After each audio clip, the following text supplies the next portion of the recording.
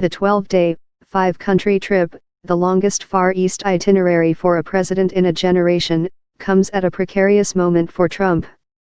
Just days ago, his former campaign chairman was indicted and another advisor pleaded guilty as part of an investigation into possible collusion between his 2016 campaign and Russian officials. The trip comes, I would argue, at a very inopportune time for the president. He is under growing domestic vulnerabilities that we all know about, hour to hour, said Jonathan Pollock, a senior fellow at the Brookings Institution in Washington. The conjunction of those issues leads to the palpable sense of unease about the potential crisis in Korea. Trump's spontaneous, and at times reckless, style flies in the face of the generations-old traditions and protocol that govern diplomatic exchanges in Asia. The grand receptions expected for him in Tokyo, Seoul, Beijing, and beyond are sure to be lavish attempts to impress the president, who raved about the extravagances shown him on earlier visits to Saudi Arabia and France. The trip will also put Trump in face-to-face meetings with authoritarian leaders for whom he has expressed admiration. They include China's Xi Jinping, whom Trump has likened to a king, and the Philippines' Rodrigo Duterte, who has sanctioned the extrajudicial killings of drug dealers. Trump may also have the chance for a second private audience with Russian President Vladimir Putin, on the sidelines of a summit in Vietnam. The White House is signaling that Trump will push American economic interests in the region, but the North Korean threat is expected to dominate the trip. One of Trump's two major speeches will come before the National Assembly in Seoul. Fiery threats against the North could resonate differently than they do from the distance of Washington. Trump will forego a trip to the demilitarized zone, the stark border between North and South Korea. All U.S. presidents except one since Ronald Reagan have visited the DMZ in a sign of solidarity with Seoul.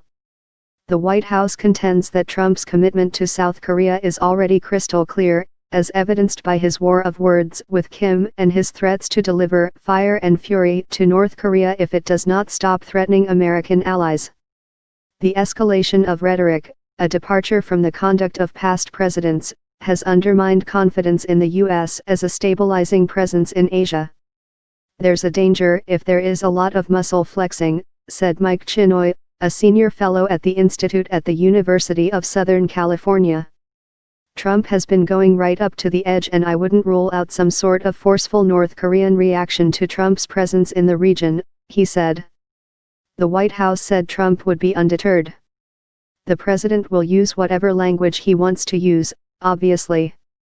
That's been of great reassurance to our allies, partners, and others in the region who are literally under the gun of this regime, White House National Security Advisor H.R. McMaster said Thursday. I don't think the president really modulates his language, have you noticed? At each stop, Trump will urge his hosts to squeeze North Korea by stopping trading with the North and sending home North Korean citizens working abroad. That includes China, which competes with the U.S. for influence in the region and provides much of North Korea's economic lifeblood. The White House is banking on the close relationships Trump has established with some Asian leaders to help make his demands more palatable. While Xi and Abe have recently tightened their control on power, Trump arrives weakened by low poll numbers, a stalled domestic agenda and the swirling Russia probe.